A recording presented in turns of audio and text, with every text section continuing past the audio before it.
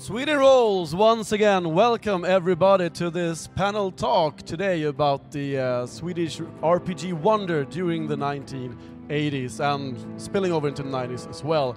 With me today I have Anders Blixt, game creator and RPG guru! And Gunilla Jonsson, game creator and queen of horror. And Orvar Säfström, nerd author and publisher extraordinaire.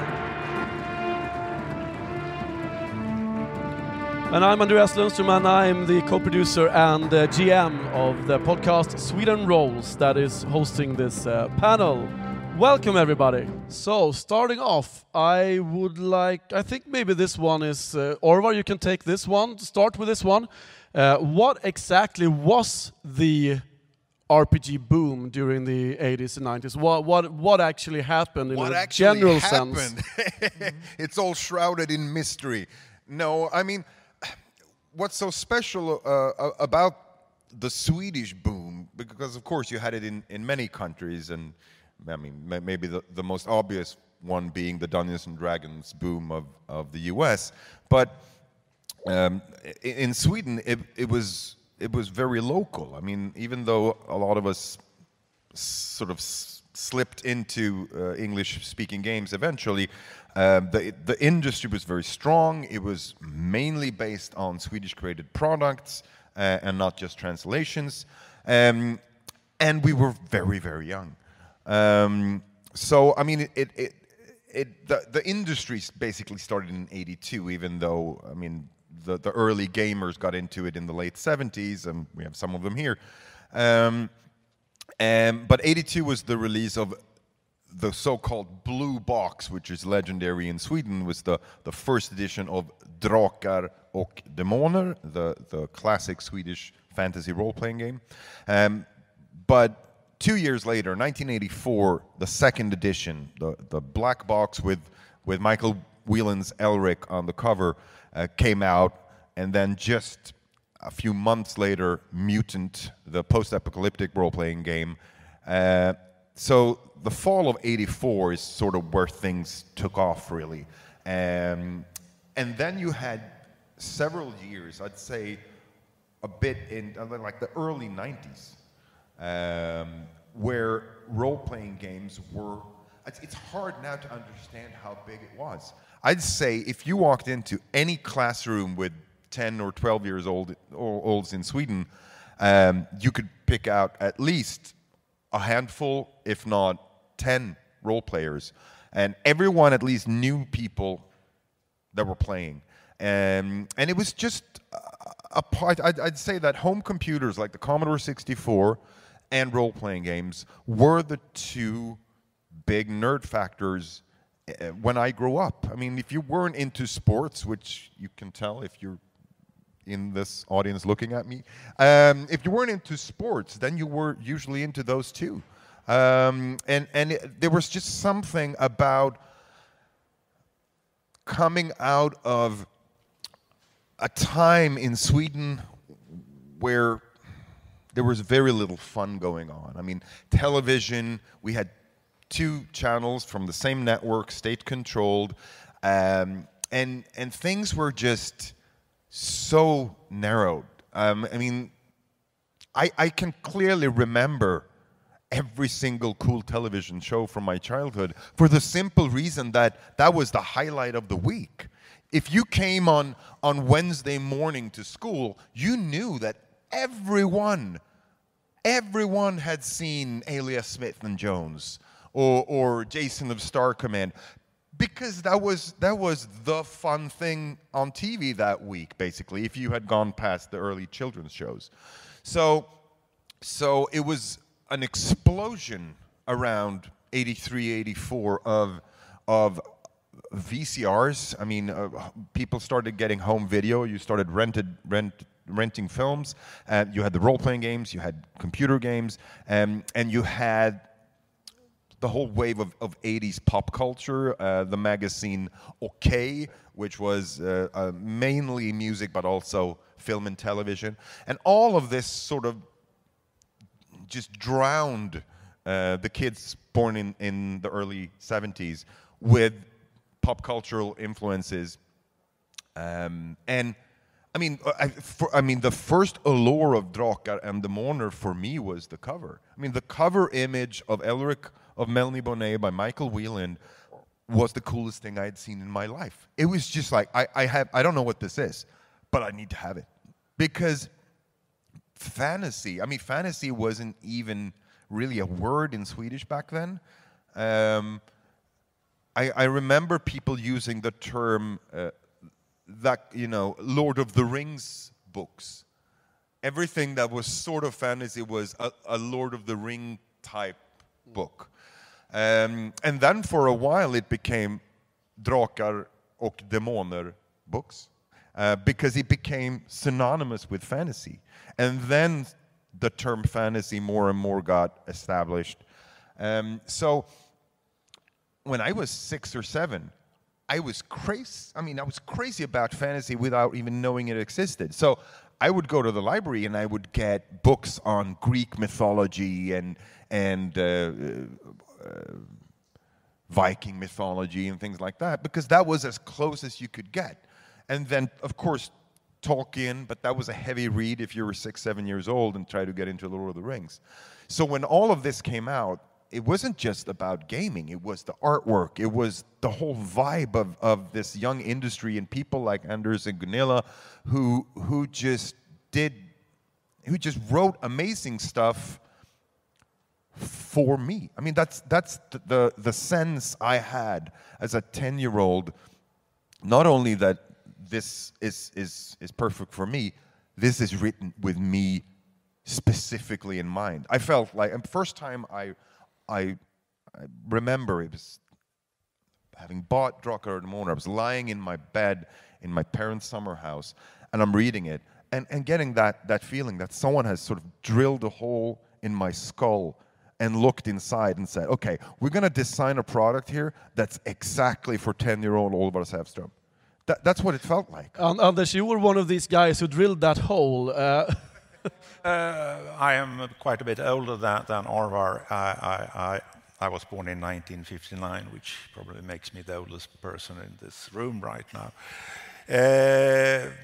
I started writing role-playing material for money in 1979, and I was recruited by Target Games Äventyrsspel to develop Drakar and Demoner and Mutant in early 1985. And Orvar definitely has a point there, because what we did was that we created games which were explicitly designed for the Swedish cultural, popular culture.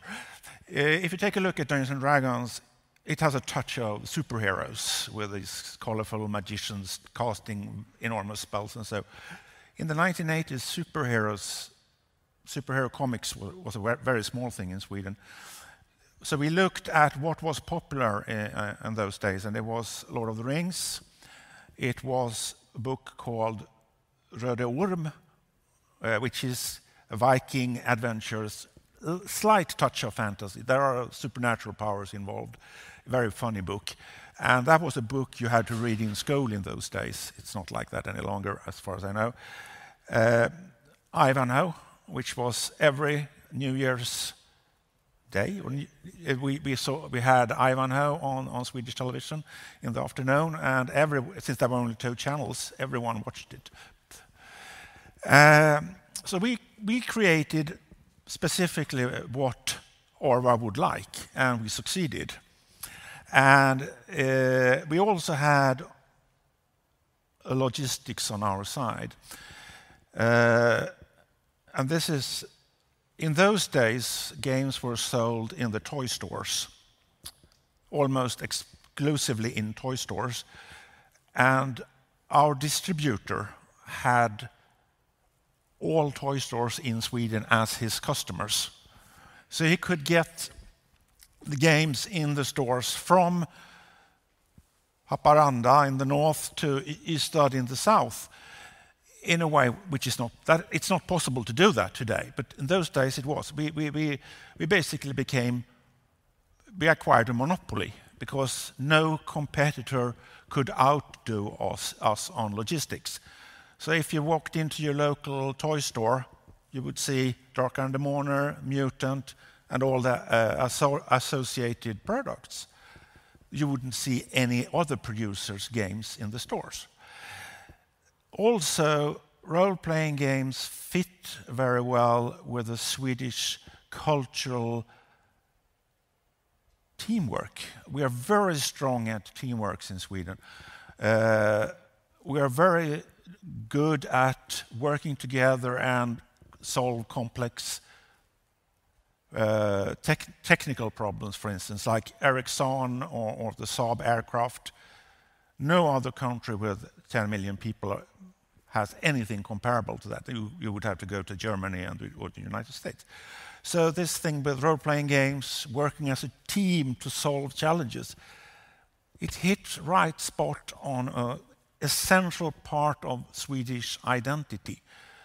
And when I look back and try to remember what our customers were then, it was boys in the senior primary school, grade 7, 8, 9. We wrote everything in very clear and simple Swedish. We knew what kind of people were reading it.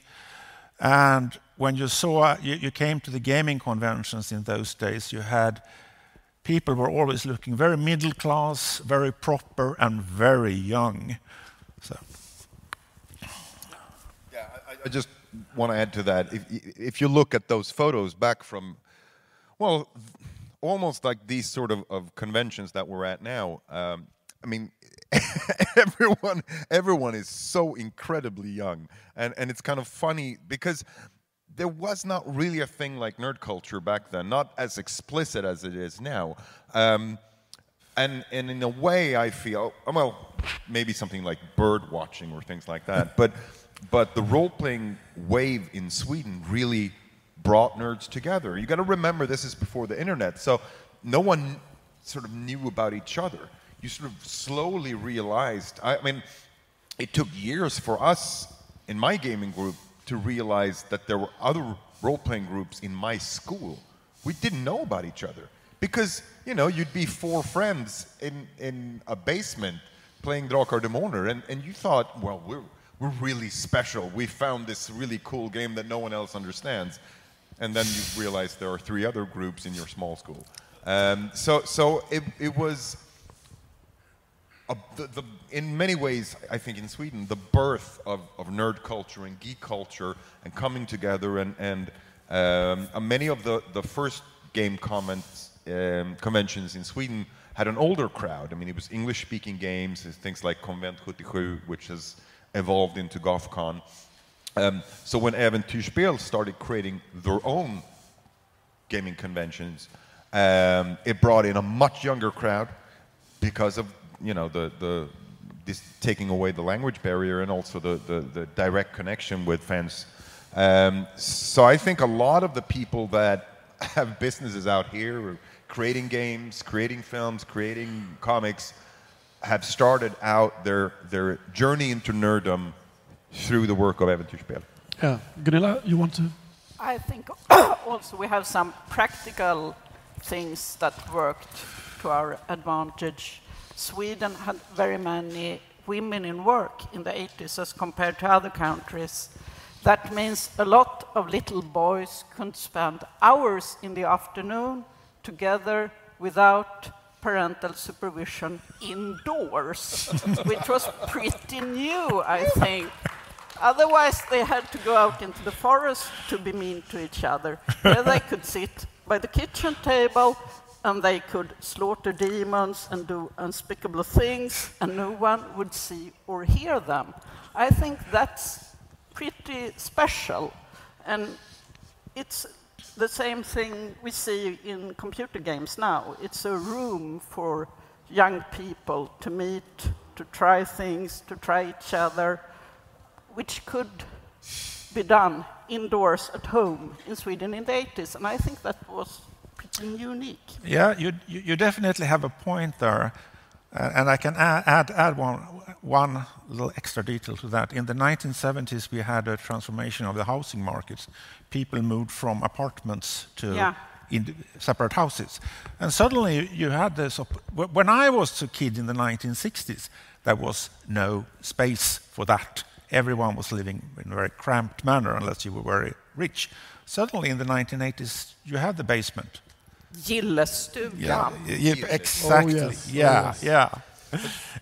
And I did exactly what Gunilla mentioned there in the 1970s. My friends and I gathered in the Gillestuga and played Cosmic Encounter. And also we had in the 70s a strong Swedish science fiction and fantasy club culture. The Tolkien Society started up, and Swedish science fiction fans met out and grew as kind of a community. And most people working with role-playing games came from that community. I did, Anders did. Most of the people at Äventyrsspel had read lots and lots of fantasy and science fiction, had steeped themselves in American and European, also like the Russian Strugatsky brothers, Stalker science fiction. We had read lots of science fiction and watched lots of film noir on TV, because in the 60s and 70s there were no funny TV like Orvar experienced, only black and white noir films. So we lived in an even more DDR world. And I think that also played a part in the creation of our games. I'd also like to tie into what was said about parents and having two working parents and having a sort of free space as a kid. There was a difference as well. I think that I was part of, and in an extension you as well, the first generation that didn't stop being kids. Because if I look at my parents and I see pictures when they're 19 years old, you know, my father is wearing a tie and smoking and reading poetry and started buying records with classical music. There was a very strong ambition to become a grown-up as quickly as possible, to be sophisticated, to fit in with the adult world. Yeah. And now we're all 45 and collecting Transformers. So I think in a way that also contributed to parents not having any idea of what we were doing and didn't really care. I mean, I'm really happy if my kids are playing computer games. I'll be like, oh, this is cool, but, you know, if you like Minecraft, you should check out Sentinel on the Commodore 64. But my parents were just like, well, you know, as long as you're not drinking and smoking, you know, do whatever you want, kill some orcs. I mean, they had no real idea, and it's not only because they were kind of clueless, it was because they had no interest in our teen world. And I think a lot of parents today, if you go out here, there's a lot of parents who not only sort of chaperone their kids to Comic Con, they're here because they like Batman and because they like role-playing games, and you know, there is still a fascination for what has at least traditionally been seen as young culture. I realized when hearing Orvar's and Gunilla's descriptions, I realized that I had an unexpected blessing.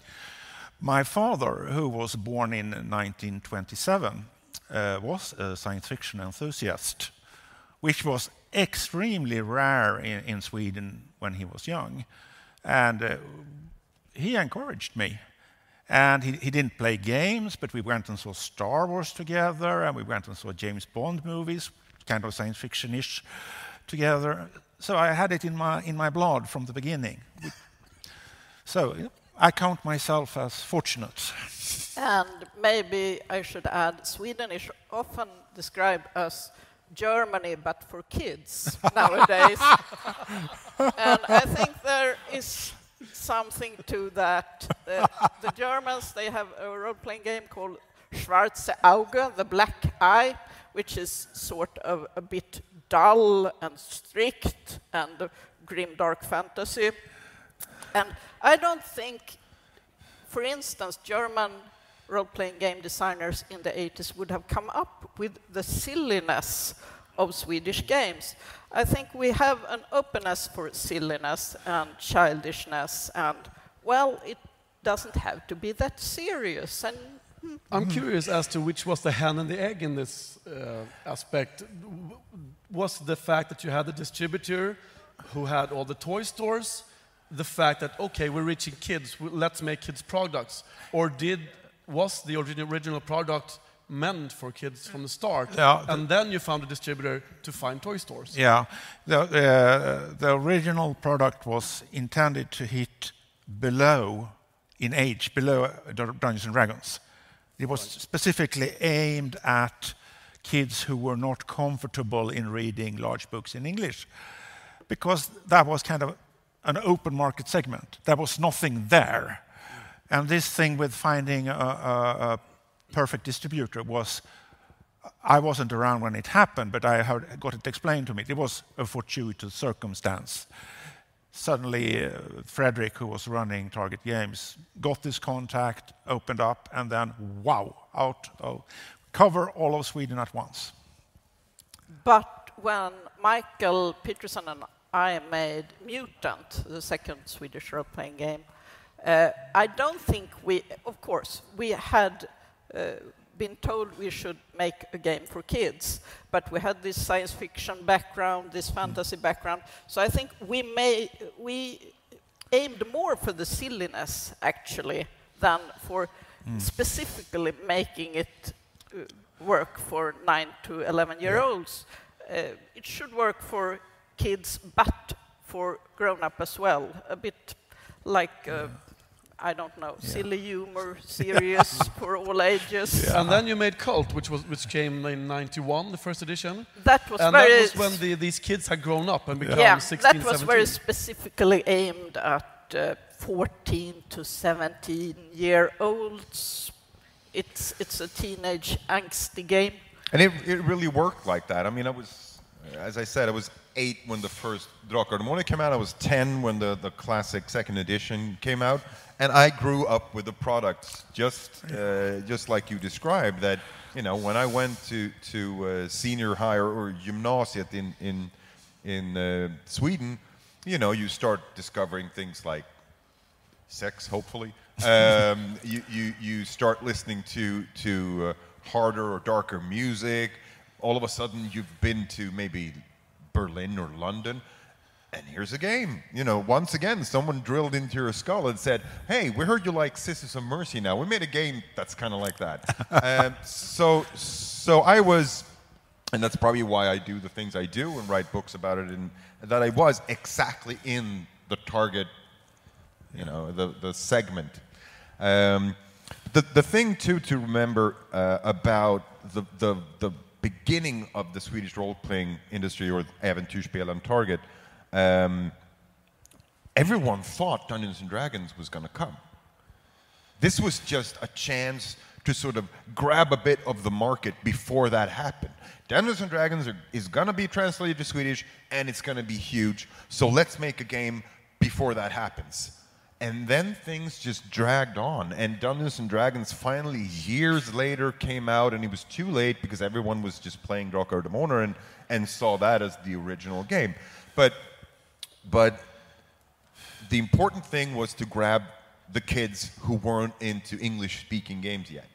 And to do that, you know, one of the reasons for that was that Target Games initially had a store. It was called Target, then they bought Tradition in Gamla Stan, and saw, you know, a new crowd of kids coming in, and we should be able to do something like this. And it's a funny story about how that deal with the distributor to all the toy stores came about. They had metal cast figures, or actually kits for making your own, what do you call it, lead... Miniatures? Lead miniatures. Yeah, lead miniatures. Mold your own. Yeah. And they got in a line of fantasy figures. And they said, we have no idea what to do with this, because it was all military back then. But here are these guys doing some fantasy stuff, and can't you sell our figures, blah, blah, blah. No, we'll do you one better. You can put the name Drakar and Demoner on it, and then we can make a deal together. And then they started talking with each other. So it's actually through miniatures that the first contact was established. And then all of a sudden it took off. And it was sort of, no one really knew what was going to happen. There was experiments with a couple of regular board games that they felt, well, you know, maybe this role-playing game thing is a bit too narrow, but that was the big hit and the thing that really worked. So. Yeah, and I entered the business a few months after that deal had been cut. And my job was to develop the product line. And we were really pathfinders. We were breaking new ground. And we were all young. I was 26, and I was, at that time, the oldest one in the company. And for me, it was like, let's do things. I had been playing role-playing games since 1977, that is for 8 years. So I had a fairly good idea what made games enjoyable. And I was really thinking in the terms of, let's do it like an action movie, like Lady Hawk, for instance. So that the kids can really go out and enjoy these fantastic adventures in the wilderness. I was much more wilderness-oriented than dungeon-oriented, because I was... but we tested things. You know, we could see this one is selling, okay, let's move in that direction. This one is not selling, let's ignore that direction. And I got a really good crowd of freelancers around me. Gunilla was one of them, her husband Mikael, Eric Granström, who was the real ace. And there was no specific strategy, let's do it like this. It was just chopping our way through the undergrowth, you know, with a machete in hand, you know, let's see what we find. I just would like to try and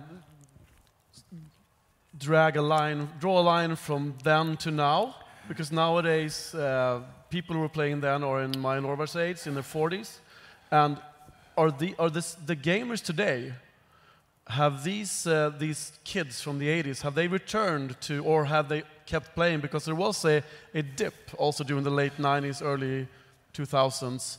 And of course, we see in the audience here today a lot of young people discovering RPGs and maybe played for a couple of years. And it's who plays role-playing games today? I'd say there are more people with hair than without hair in the audience here today. So, Yeah.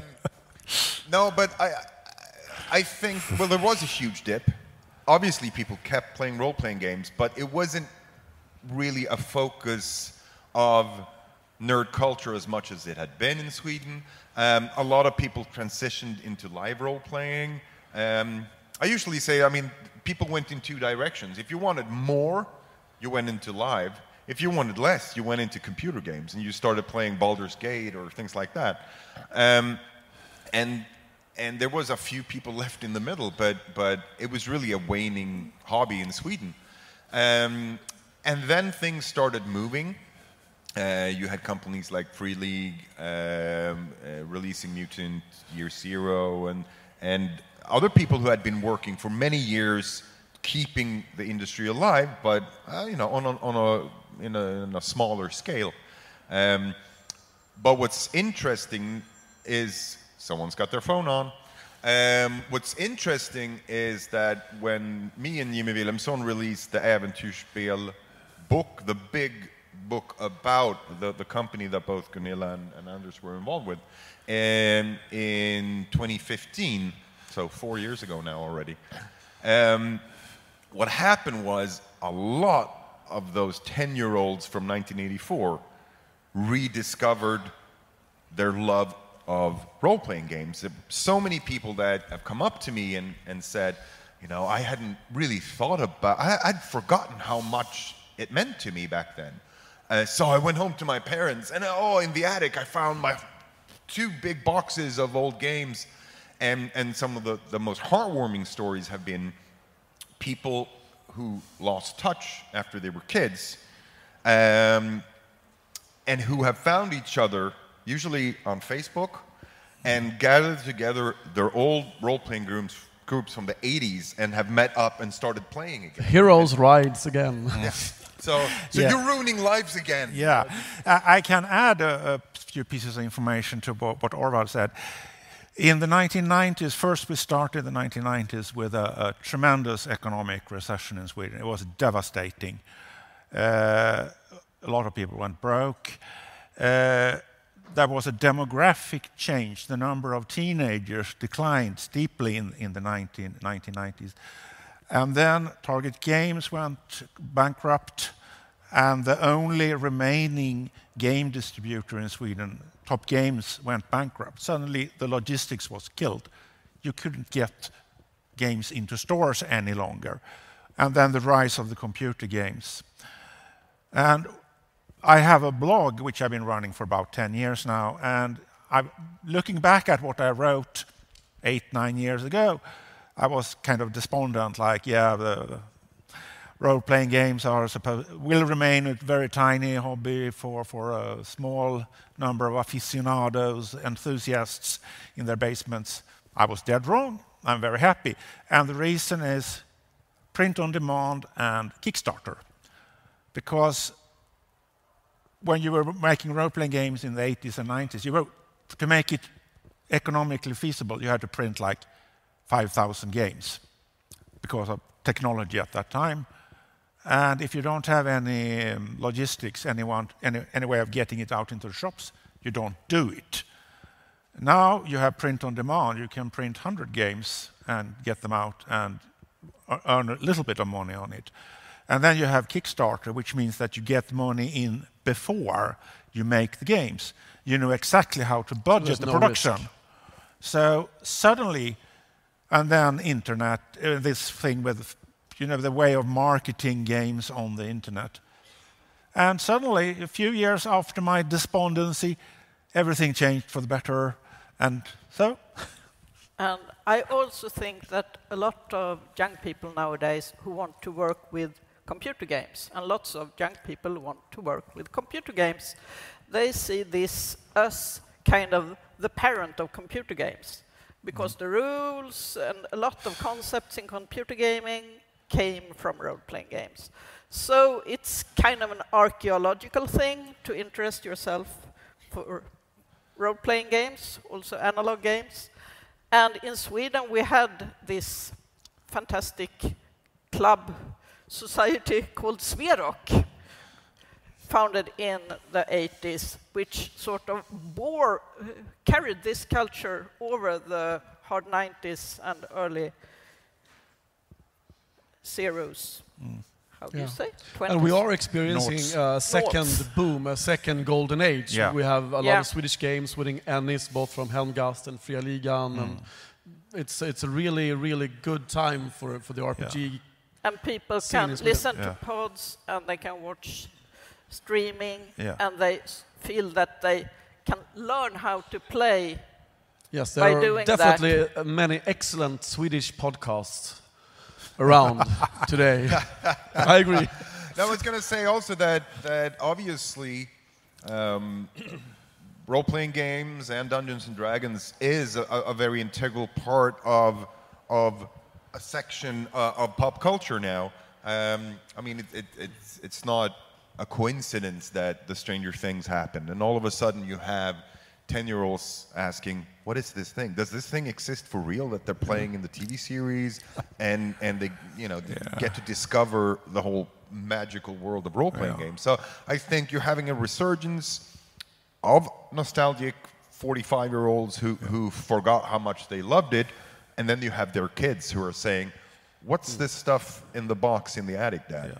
So I think you have people coming in from many different directions and many different reasons, and it's all good. Yeah, and in the 1980s, there was basically one producer of games, us, and we had Drakar and Demoner, Mutant. We had like 5 lines of products. Today, you can look, thanks to Kickstarter and crowdfunding and print on demand, you have scores of lines. You have 10, 15 producers of role-playing games. Okay, the print runs are small, but the variety is so immense, and that's a really golden age thing. One sign of that could be maybe the Kickstarter that's out now, the Swedish translation of Call of Cthulhu 7th edition, which is when they announced it, I was like, well, people in Sweden play games in English all the time. This will never bring in any money, but through people like you guys who are translating and writing scenarios for it, it really is a very successful Kickstarter. Just translating a game and writing a Swedish setting for it with some Swedish scenarios. It's really a sign of how. Yeah, but the selling point is we are making a Swedish setting. Swedish. Yeah. Mike and I are writing a campaign right now in Stockholm and Bohuslän, and it's very Swedish. Yeah. So I think that's the. Yeah, I'm writing. Appeal. Yeah, and I'm writing a kind of social background. You know, things like hembygdsföreningar, which how do we translate that? It doesn't translate into English, but they play a very important role in the Swedish countryside. If you want to know what's going on, you go to that local history association. There's nothing like that in the American edition. So. No. And role-playing games have evolved. Not only little boys play them anymore.